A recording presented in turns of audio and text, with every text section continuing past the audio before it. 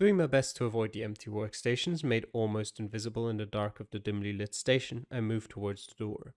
Moonlight floods in through the glass panels, and another shuffle of noise makes me hesitate. Then a very loud, very familiar voice says, Uh, who? Probably Farah. Now, can I make a joke about coming in through the back door? Another recognizable voice replies with a sharp, No! I let out a relieved breath, striding forward with more confidence and finally coming to stand face to face with Unit Bravo. My greeting and my question as to why they are coming through the back fall flat. I suddenly watch each one of their gazes snap to my injured hand, held at my side. You're hurt, Nat says, though she doesn't break from the weird trance. I pull my hand to my chest, staring at the neat bandaging Verda had done. It was. Everything all right, detective? The night volunteer asks, peering around from the kitchen. I glance over my shoulder, giving a nod. Yeah, all good. The volunteer's gaze shifts over the team. If you have company, do you mind if I pop home for a couple of hours? Concern tugs heavily at every word. It's just, my kid's sick. I give a nod, too distracted by Unit Bravo's sudden appearance to pay much mind to the request. They smile brightly and head back to the front desk to grab their things before jogging out of the front doors. I look back at Unit Bravo. Come on, let's get to my office. As soon as we enter the small room, the group disperse themselves around in the usual way. You're here late, detective, Nat says, settling down into the seat. I was just finishing up some reports, I reply, sitting back into my own chair and trying to fidget through the ache in my back. Farah shakes her head, crossing her ankles on my desk before Nat pushes them back off with a sigh. Are you all work, detective? You're as bad as this lot. Hmm. This lot doesn't look overly appreciated. What? What is this? Ah, okay. I get it. This lot doesn't look overly appreciative of the comment. Morgan's lips thin before she shoves the cigarette between them, and Ava frowns and turns her focus to the window. I'm guessing you all don't get out much either, then? I ask. That's an understatement, Farrar replies, crossing her legs in the chair and only just about balancing on the seat. You'd think they don't know what the word fun means, what with the amount of work they prefer to do. Hmm. Hmm. I'm sure we'll get free time when this is over. We certainly will have earned it. I know, right? Farah says, followed by a sharp breath. You'd think we've gained a bit of freedom after saving lives. And are you going to be the one to bring that up to the agency? Nat asks with a smile. Farah falls quiet until a smirk cracks through. I was hoping to convince one of you guys to do that part for me. They chuckle together, and I can't help but relax to see the camaraderie between them. They may not get to go out much, but that doesn't seem to have hampered their friendships. Feeling a little more at ease, I reach up and.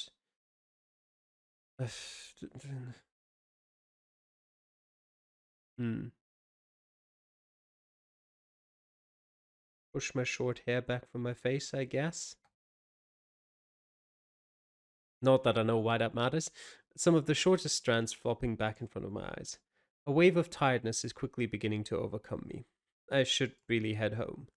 Standing from my place, I stretch out the kinks that had knotted from sitting in the chair for so long. As I roll out my shoulders, I catch Morgan watching my motions closely through a haze of cigarette smoke.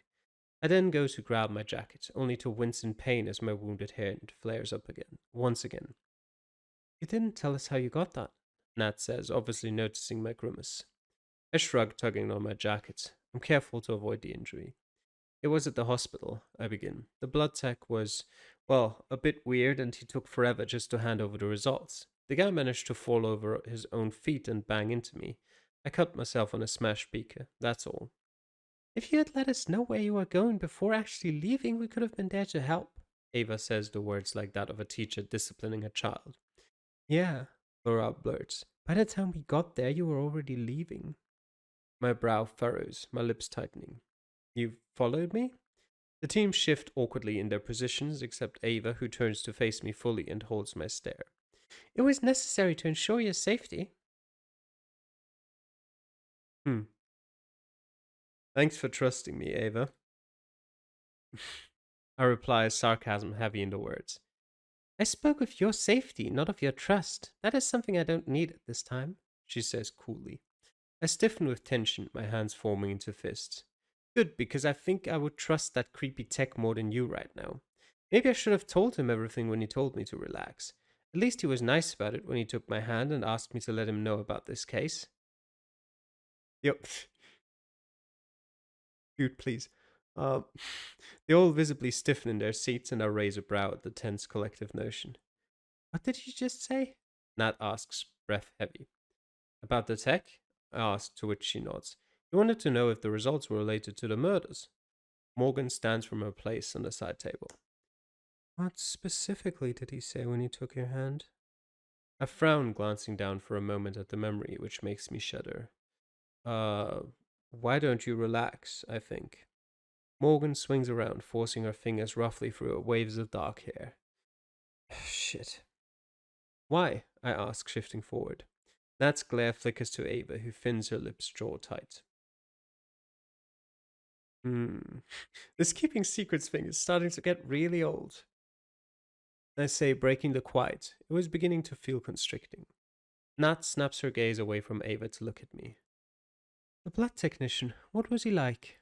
Apart, apart from creepy, Farah adds, though the smile she throws my way is forced.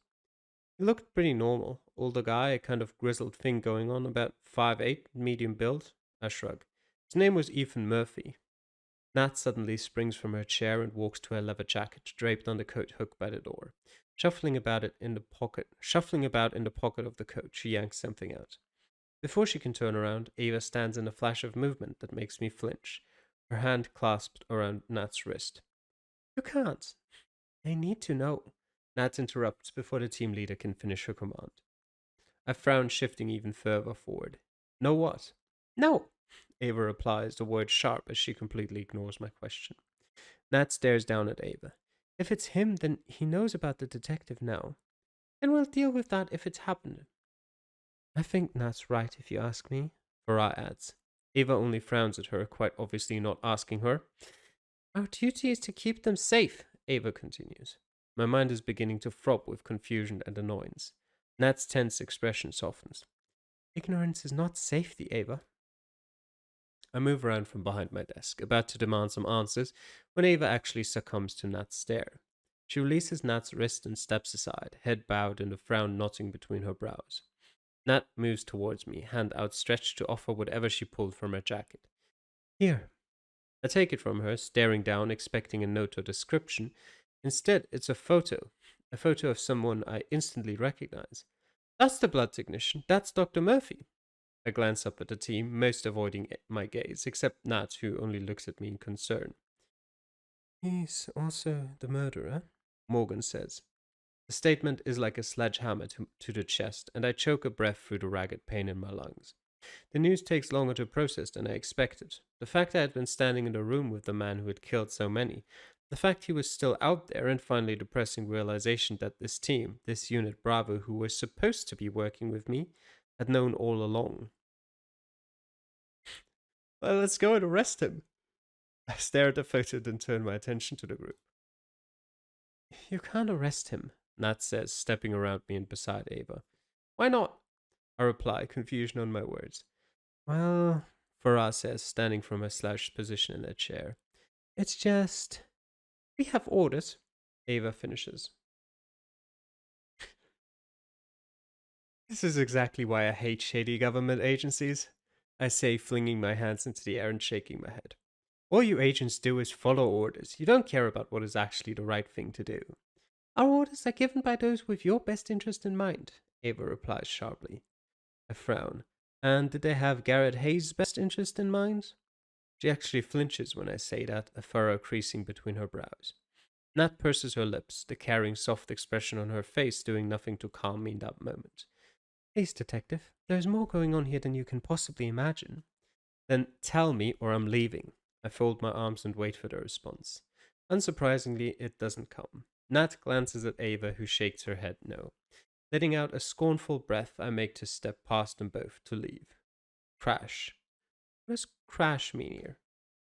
I spin around, watching as four figures suddenly come smashing through the window at the end of my office. Shards of glass glitter on the carpet. The strangers, half bloodied from the impact, groan and stumble back onto their feet. Three men and a woman loom from the darkness, though they barely look human at all. My nose wrinkles at the stench permeating from them, reaching my nose even from this distance, acrid and rotten.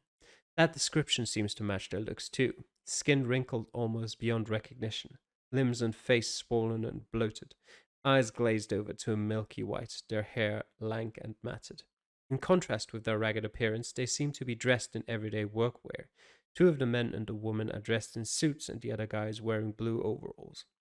Yet you did give the murderer your address, if you have forgotten that.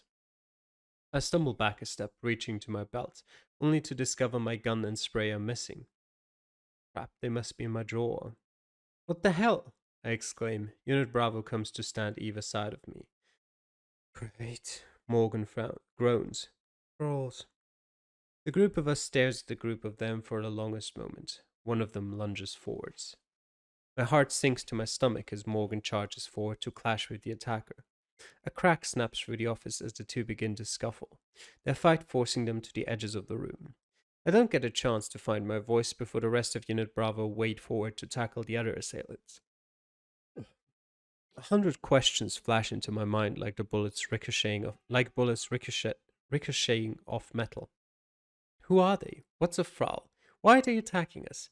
Do Unit Bravo know who they are? What is happening?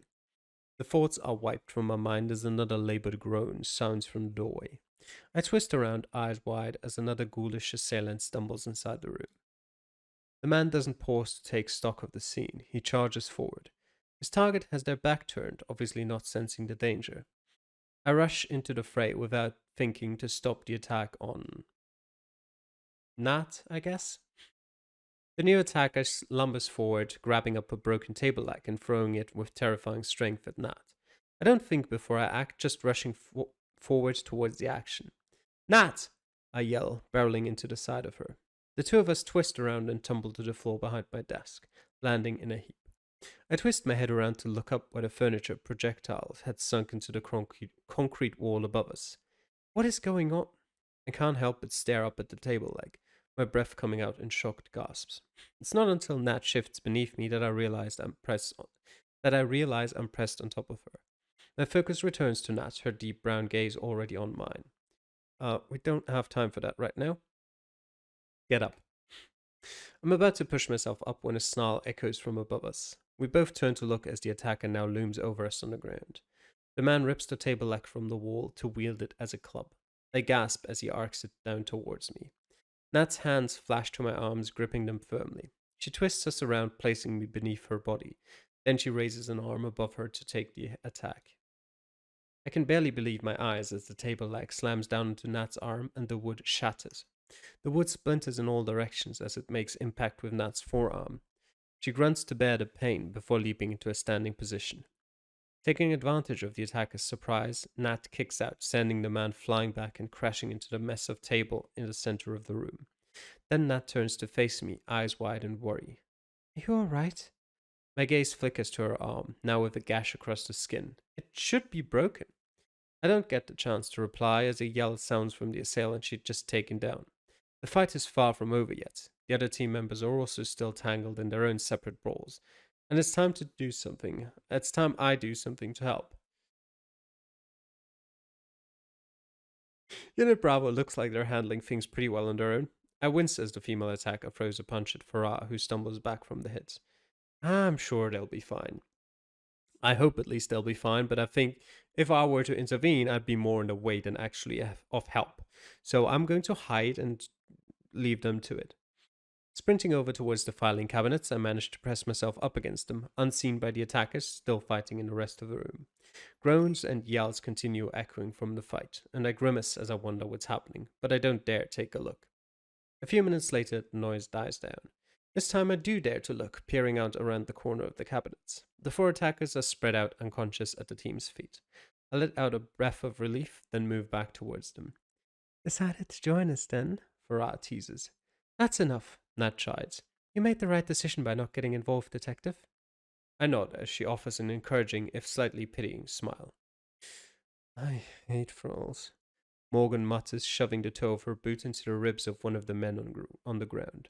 She takes a cigarette out of her pocket, thrusting it between her bloodied lips and sparking it up.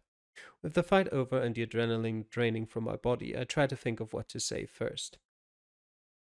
What did you say the blood tech's name was? Farah asks, suddenly from where she's bent down near one of the men. Ethan Murphy, Ava replies, still catching her breath. Farah stands back up, holding a driver's license in one hand. Well, here's the real Murphy. I finally force myself to speak. What? Our murderer must have put the real Murphy under his control when he took his place. Farah continues, ignoring my outburst. What? I repeat, but so much louder.